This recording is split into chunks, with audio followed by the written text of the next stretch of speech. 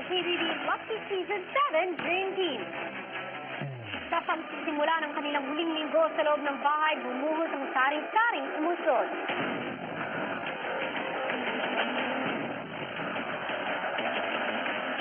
I can't stand it anymore. Everyone has their limits, and I'm reaching mine.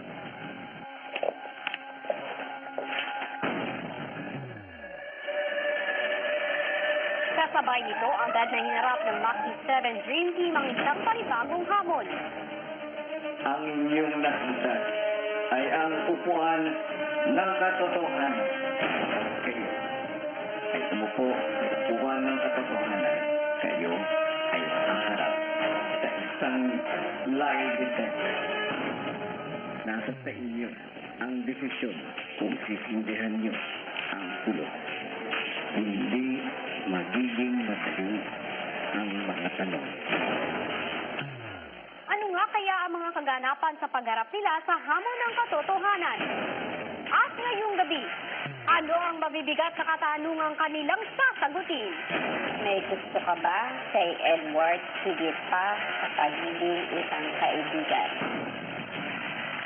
You want to leave the house? Because we still have feelings for Marco. Yes or no?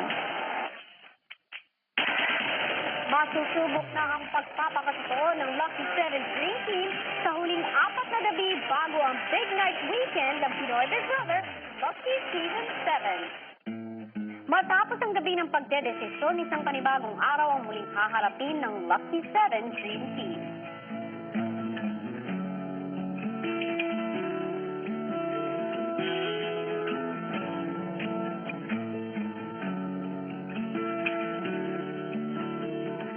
Si McCoy bakas pa rin ang kalungkutan sa unang umaga na wala si Elise sa loob ng bahay.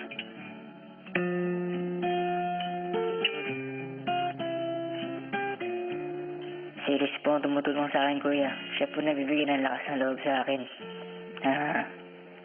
Tibay lang ang loob, kuya. Siya lang din yung nag-comfort sa akin, kuya. Buga, kuya. Siya lang din yung naging lakas ng loob ko para mag-stay lang din talaga dito.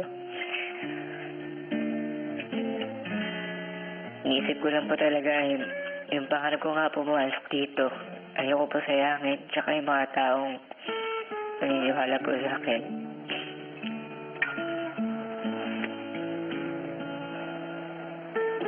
Katulad ni McCoy, si Tanner pinili rin na mapag-isa.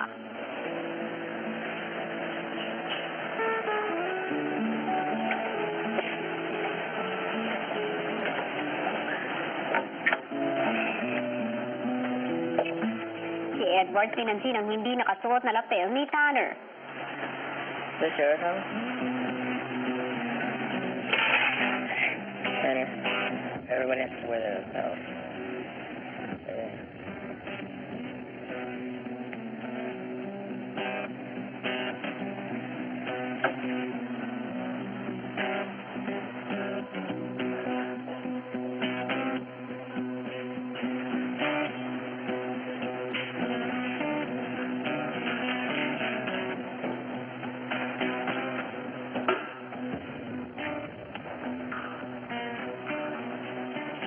Sina Cora at Edward na pag-usapan ang kaibigang tila may pinagdaraanan.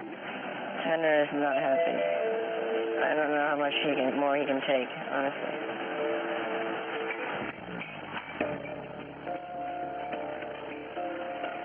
That's a personal fight. Yeah. Me and him have been in here the same amount of time. It's just a matter of how you choose to handle it.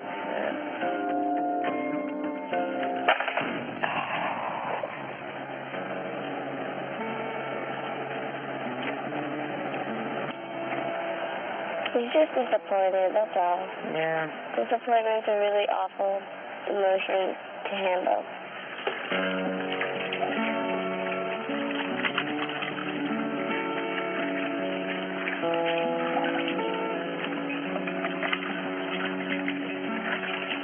We can only help each other so much. It's a personal journey.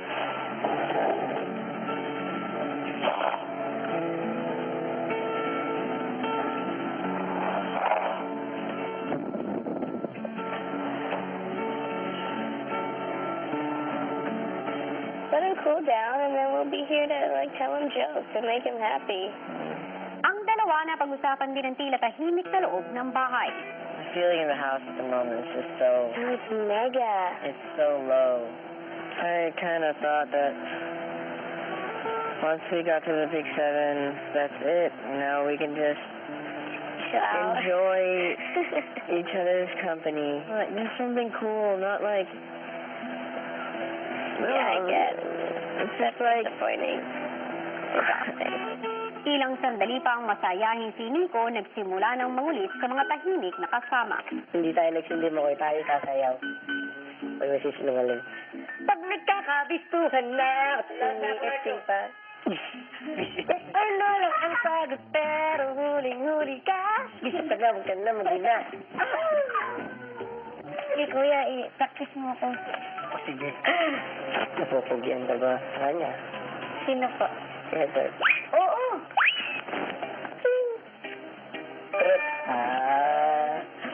Crush ko ba siya?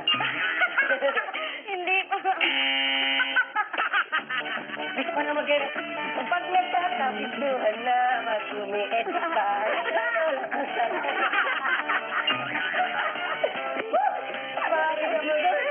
Bakit ako?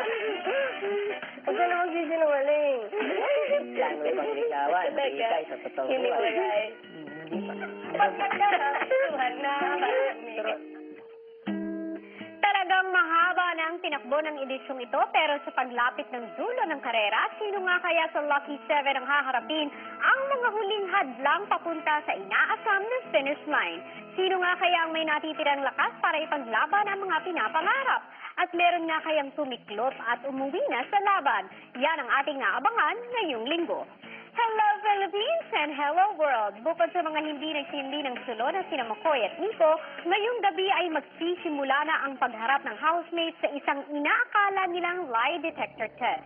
Ano nga ba ang mga katanungan na susubok sa kanilang pagpapakatotoo? Narito, panoorin nating lahat. Pinagandaan na ni Kuya ang mga haharap sa hamon ng katotohanan. Ang lahat na matapang nasa sa ilalim sa lie detector test, isuot ang Green Team jacket ngayon. Sabi ko ang lahat ng matapang. Papalarin na lahat. Sabihin, nagsabi. Habang nag-aanda pa ang housemates, kausap naman ni Kuya ang makakatulong niya sa magaganap na pagsubok ng Lucky 7 Dream Team. Ex-housemates, maligayang pagbabalik sa ating natin. Inimbitahan po kayo dito. Dahil kailangan ko ang tulong niyo. Kagabi, tinanong ko ang Lucky 7 kung sino sa kanila ang handang humarap sa isang lie detector test. Sa Lucky 7 housemates ko, 6 lang ang pumayag sa matinding hamon na ito.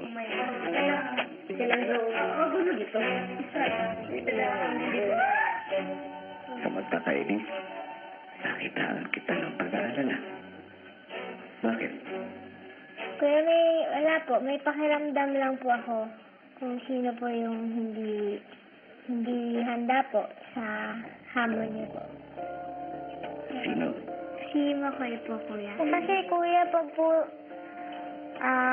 meron pong dinadamdam si Makoy po, madami pong naapektuhan po sa mga desisyon niya. Hindi po kami nakapagpaalam po na maayos. Baka po na bigla din po siya. Kaya, yun po. Naisip ko lang po. Malalaman niyo mamaya kung sino. Ex-housemates, dahil kayo ang may pinaka nakakakilala sa Lucky 7. At dahil dito, inaatasan ko kayo na maging human lie detectors para sa kanila.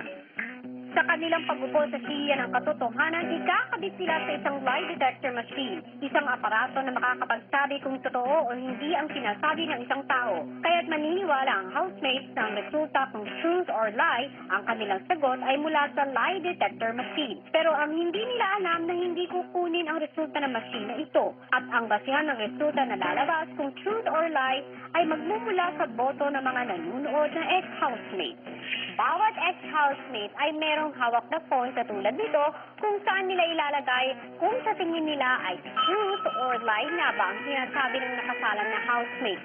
Ang boto ng mas maraming ex-housemates ang lalabas na resulta sa ating lie detector test ni Kuya. Unang sumalang sa siya ng katotohanan, si Kitten.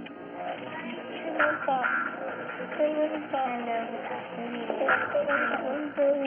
Ay, Kitten, sige, maaari ka na umupo sa ating chair ng katotohanan. Okay. Sama natin ngayon si Ate Arian. Siya ang maglalagay sa iyo ng mga paraphernalia.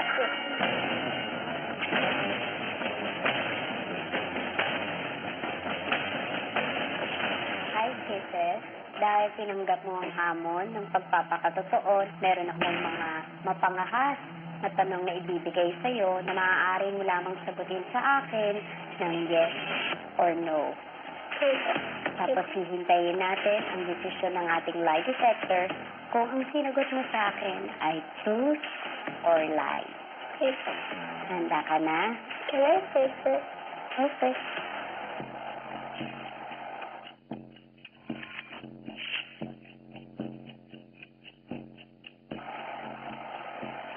Handa na po. Handa ka na, Kisses? Yes po, handa na po. Ito ang unang mong katanungan, Kisses. Sa tingin mo ba pangit ka kapag wala kang makeup? Opo.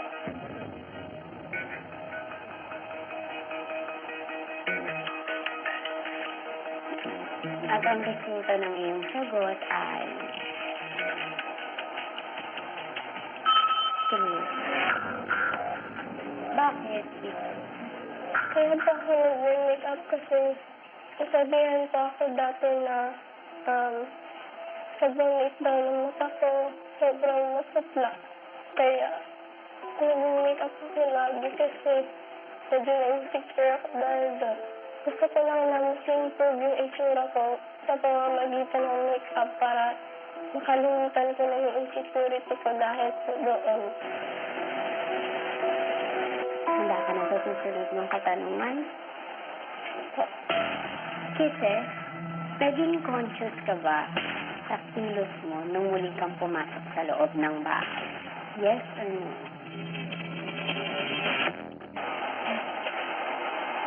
Yes. At ang resulta ng lie detector test ay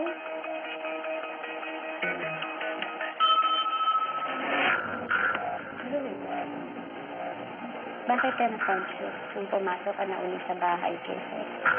Conscious po talaga ako nang pumasok ako sa loob ng bahay kasi nung lumabas ako, marami akong narinig ng mga bagay. Yung iba sa mga ito, masasakit ng mga salita. Katulad ng malandika, makeup na nakakaganda sa'yo, pabebe, lahat na narinig ko. Bumalik ako sa bahay, na conscious ako. Pero ngayon, masasabi ko na naka-adjust na ulit ako sa pareho sa dati. Kasi inisip ko po ng Tony na yung mga sinasabi nila, hindi po yun yung basihan ko sino talaga ako. Of course, sweet talaga akong tao, pero nung narinig ko yung malandi, parang may ilang nga ako lumapit sa mga lalaki. So, pagbalik ko dito, parang na-awkward ako lumapit sa mga lalaki. Malandi ba si Kisses? Hindi po nung Tony. Sa tingin mo, Kisses, kung hindi textbook ang basihan ng pagpili ng date winner, sa tingin mo mananalo ka? Anong sagot mo? Opo. Ang resulta ng lie detector ay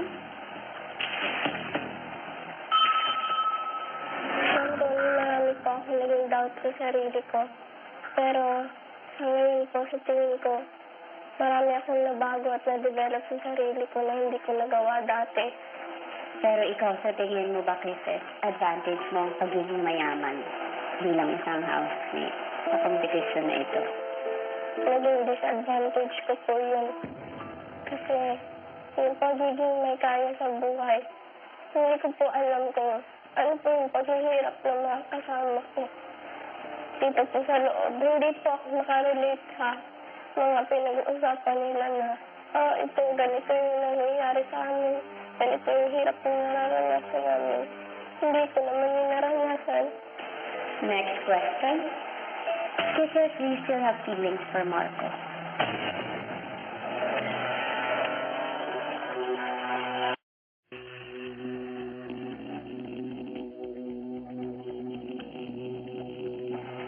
Sisters, do you still have feelings for Marco?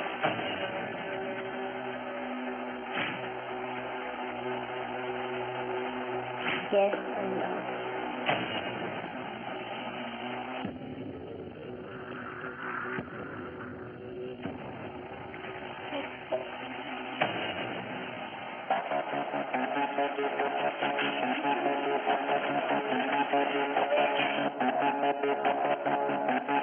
Ang resulta ng lie detector ay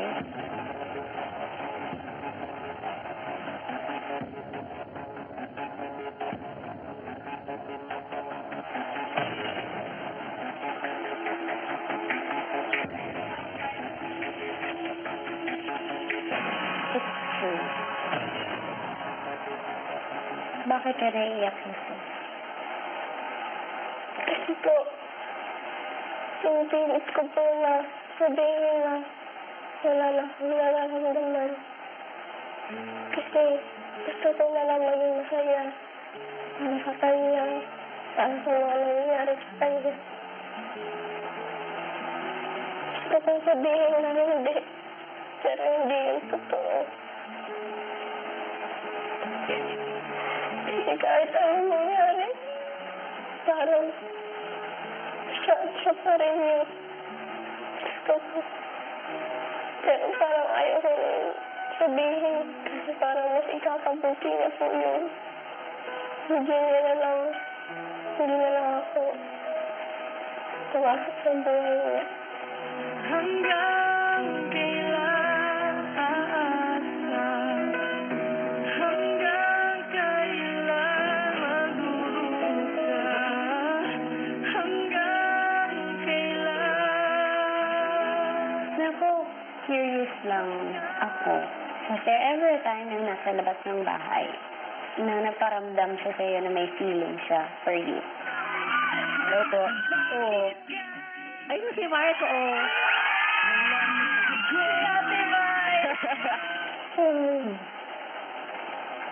Kasi po nung lumabas kami, madalas po kami magkasama dahil po sa mga ginagawa ng Lucky 7.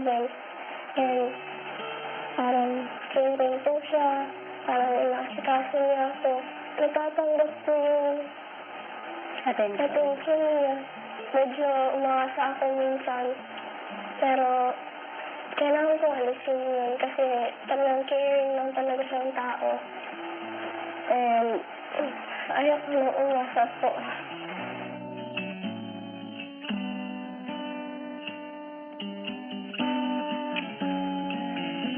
Narinig ng housemates ang mga tanong pero hindi nila naririnig ang mga sagot. Punta tayo kay Marco. Next question. Hala, Nakakaramdam ka ba ng inggit kay Maymay? Did you hear the joke here? Nakakaramdam ka ba ng inggit kay Maymay? Grabe naman.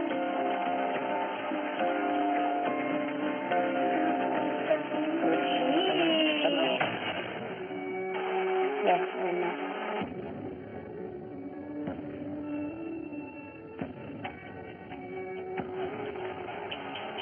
Yes po.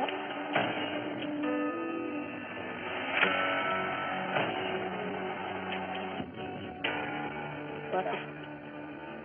Umuo siya. Anong mararamdaman mo? Sakit ko. Oo naman, pero... Ha? Nakaramdam po ako ng inggit kay Ate Maymay. Dahil po, yung pinaka-wala sa sarili ko na bagay ay yung talent. Wala po ako nun. Hindi po ako marunong kumanta. Hindi po ako marunong sumayaw. Hindi po ako marunong umakin. Kaya, at some point, aaminin ko po na nagkaroon po ako ng inggit na sana meron ako kung anong meron siya. Na nakakapagpasaya siya ng tao dahil sa talento niya. Pero inaamin ko po na hindi po tama yun. Kailangan i-embrace ko kung anong meron ako.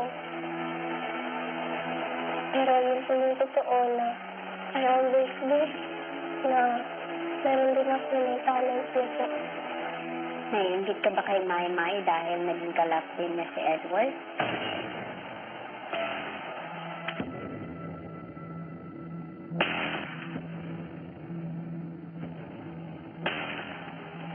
Yes po. Just yes or no? Sure. Ikaw na lang. Sure? Oo. Hirap yan. Kung walang explanation.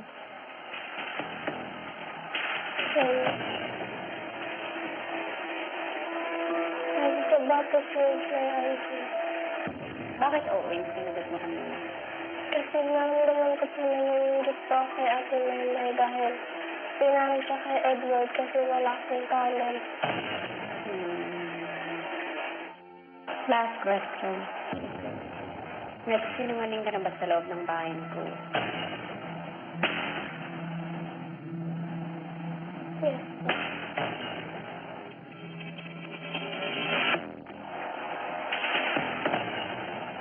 Totoo. Opo.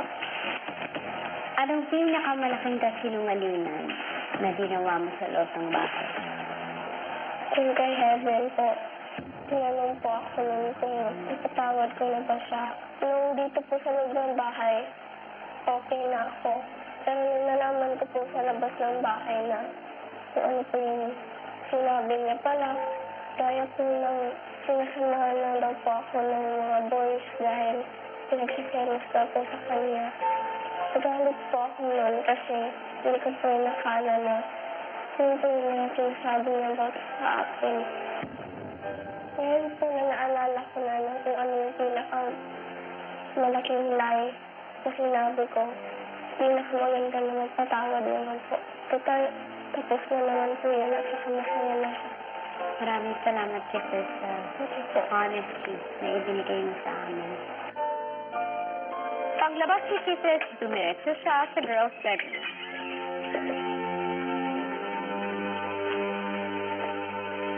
Habang tensyonado si Maymay sa sarili niyang pagsalang at sa mga hindi niya narinig na sagot ni Kisses, Jessica. Indian.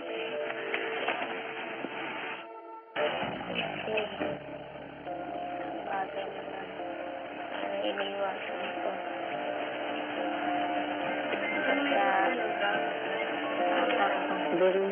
ha? Si Kisses naman naging emosyonal na dahil sa pinagot tungkol sa kanyang ate Maymay.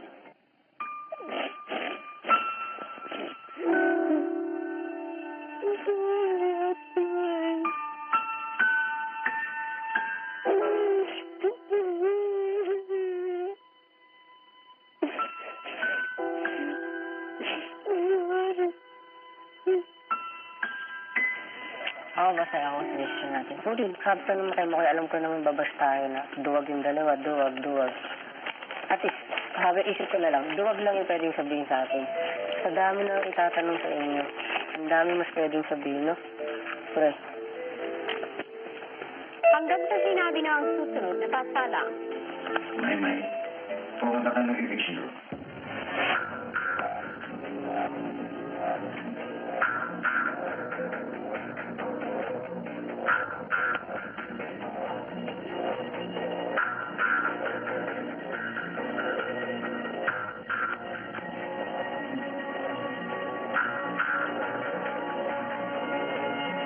Ano nga ba ang matitinding katanungan na haharapin ni Maymay. May gusto ka ba kay Edward higit pa sa pagiging isang kaibigan? Galit ka ba sa tatay mo dahil iniwan ka?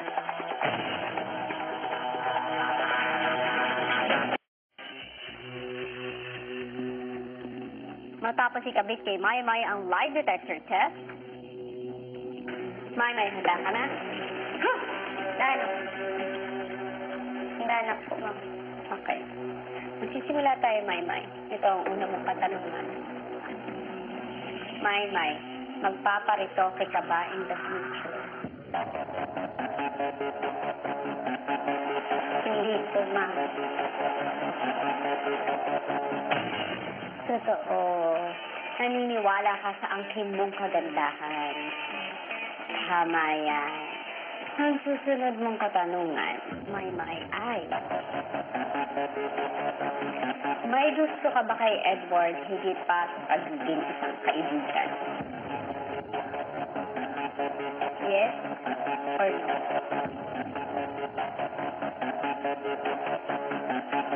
No pa po. Naisip ka, May. Naisip ka, May. Meron eh.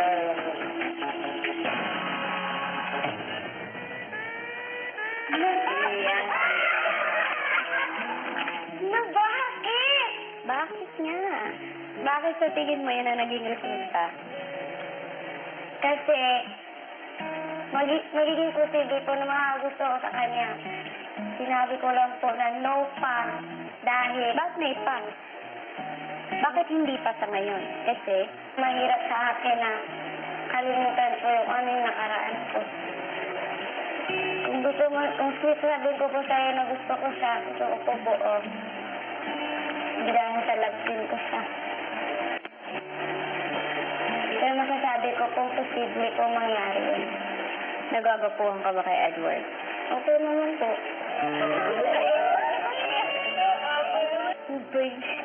Umaasa ka ba na magkakagusto rin kayo si Edward?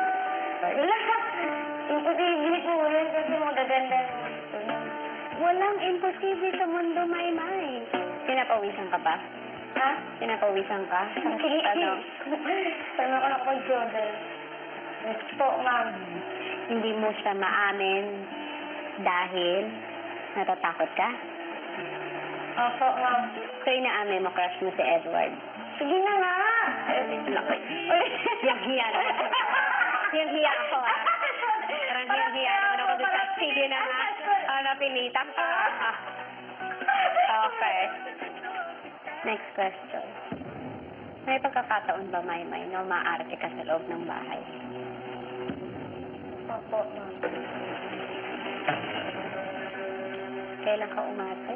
Diba lumabas po kami? Pagpasok ko po dito ulit. Bago po lahat. Dahil nakita ko yung sarili ko po sa TV. Dito pala ako kapangit. Tapos parang ako, kapag kikilos ako parang iba. Parang kung magjo-joke ako parang iba na. Pinipilit ko na. Na-conscious ka? Na-conscious ako. At ganun pa man, dumating yung panahon talaga hanggang sa naka-adjust na ako at nakapag-joke na ako ng totoo, amati na ako ng totoo. Marami nagsasabi. Ginagaya mo daw si Melay.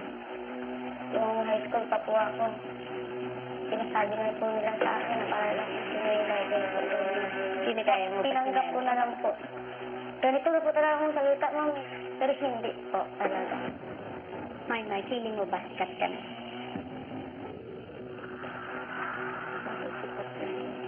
Pero kung kilala, opo, ma'am. Sikat? Opo, ma'am. Yes. Totoo. Tingin mo ba ikaw ang pinakasikat na housemate ngayon? Grabe din, pinakasikat bang hindi mabas po kami. Nabigla lang ako kasi may nakakilala sa akin. Pero hindi po grabe sa yung pinakasikat na. Anong feeling mo? Nung naramdaman mong tinatawag ka ng mga tao? Naisip yung sarili ko po. Kasi ganun po talaga ako. Dati. Parang lahat gagawin ko mapansin lang ako. Feeling na ano po, masaya. Next question. Maymay, galit ka ba sa tatay mo dahil iniwan ka?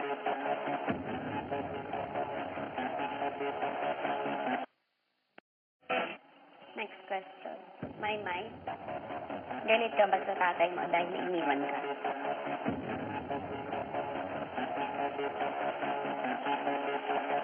Apo.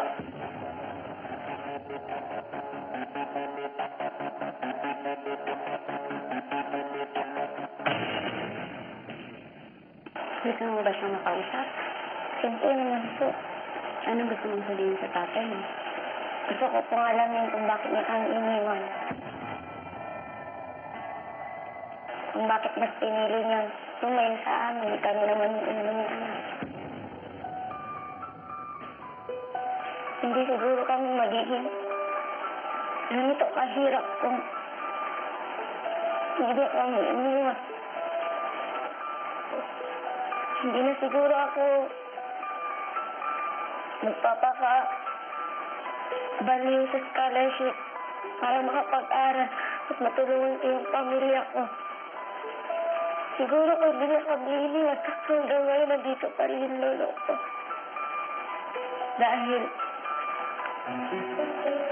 merong mga makaluwag-luwag kami sa buhay at meron kami paggamot sa lolo ko.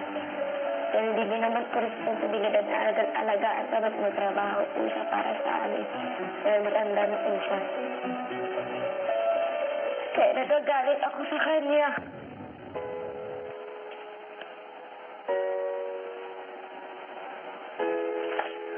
Kung gusto ko lang sabihin sa tatay ko na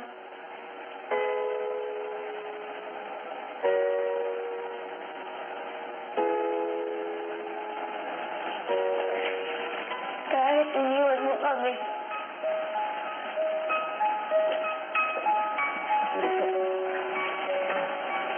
umaasa pa rin ako na magkikita tayo. Maraming salamat sa pagpapakatotoo mo, Maymay. Abangan bukas ang emosyonal na paghaharap ni Kisses at Maymay matapos mabunyag ang katotohanan.